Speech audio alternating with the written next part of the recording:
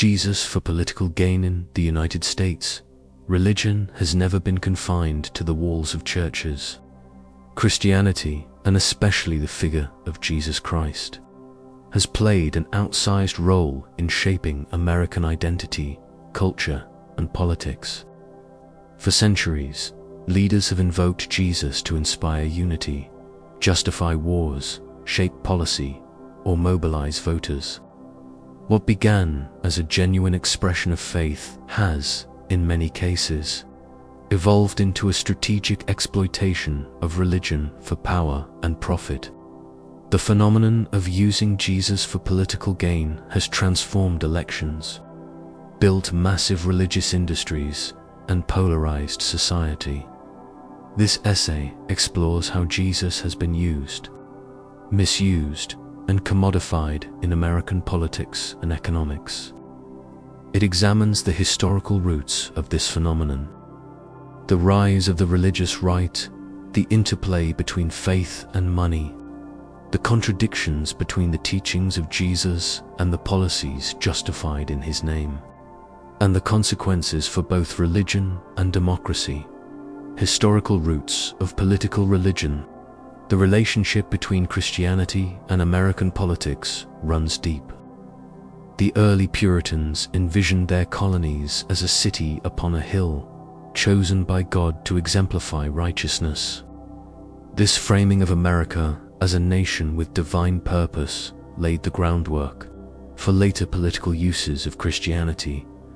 By the 19th century, the fusion of faith and politics intensified. Abolitionists and slaveholders alike invoked Jesus for their opposing causes. During the Civil War, both the Union and Confederacy proclaimed that God was on their side. In the 20th century, presidents like Dwight Eisenhower and Ronald Reagan used Christian language to strengthen political narratives. Eisenhower pushed "In God we trust" onto currency, while Reagan often described the US as the last bastion of Christian civilization against communism. The Cold War made Jesus into a political soldier, a cultural icon symbolizing America's moral superiority against godless communism.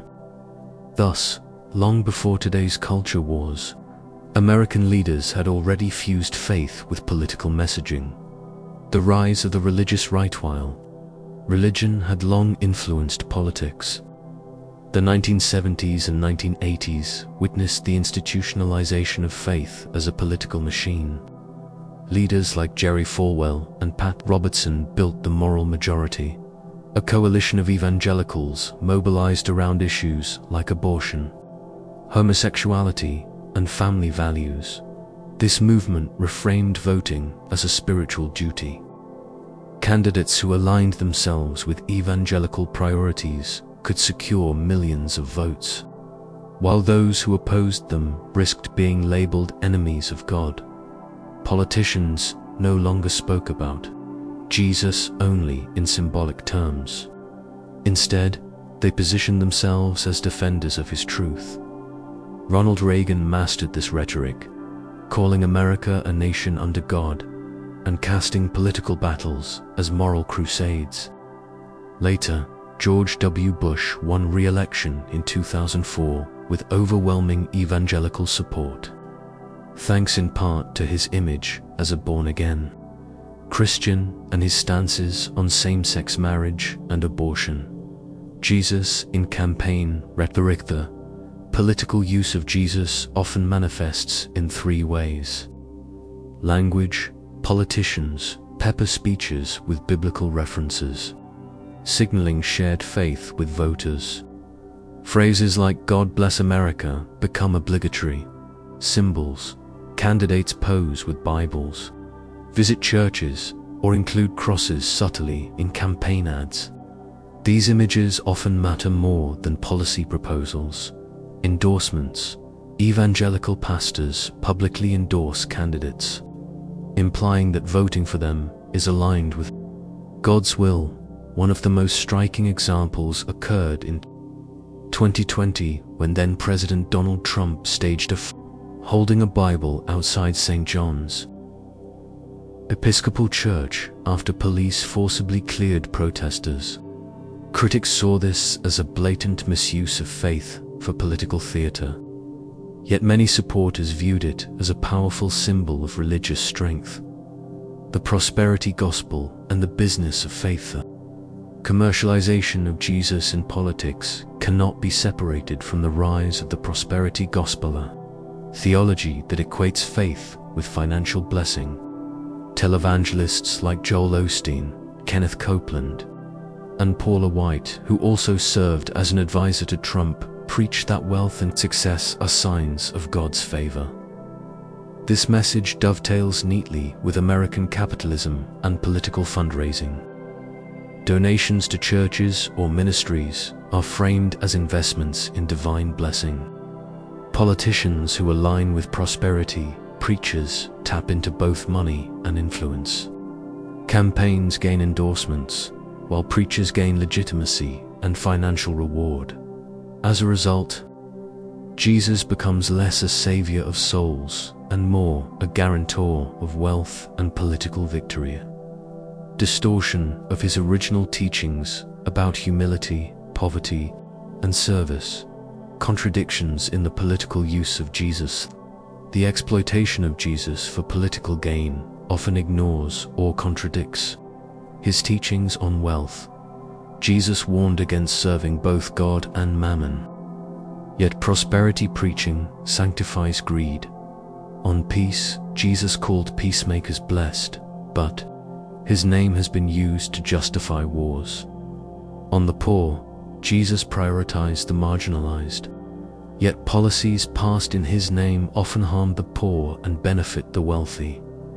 On inclusion, Jesus welcomed outsiders, but political rhetoric often excludes immigrants, refugees, and minorities. This selective appropriation reduces Jesus to a political mascot rather than a radical teacher of love and justice.